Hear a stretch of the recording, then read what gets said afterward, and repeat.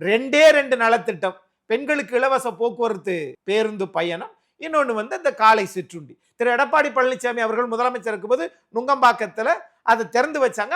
அடுத்த ஆட்சி வர முடியாதனால அது முடியாது போயிற்று. ஆனால் அதை இவர்கள் பின்தொடர்ந்தார்கள். அதைத்தான் எடப்பாடி பழனிசாமி அவர்கள் சொல்றார்கள், நீங்க ஏற்கனவே வந்து சொன்ன திட்டத்தை தானே அதிமுக சொன்னதானே நீங்க செய்யறீங்க, ஸ்டிக்கர் ஒட்டுறீங்க அப்படின்னு சொல்றாங்க.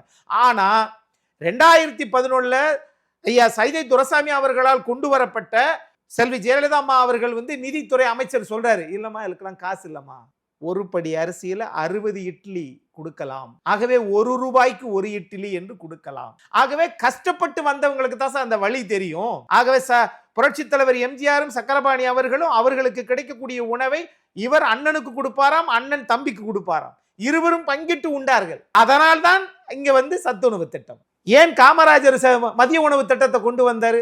அதனால்தான் இன்னைக்கு இந்திய திருநாட்டில் 2050 நாம் பெற வேண்டியதை 2025 நாம் 51.4 விழுக்காடு பெற்றதற்கு காரணம் காங்கிரஸ் கட்சி செய்தது.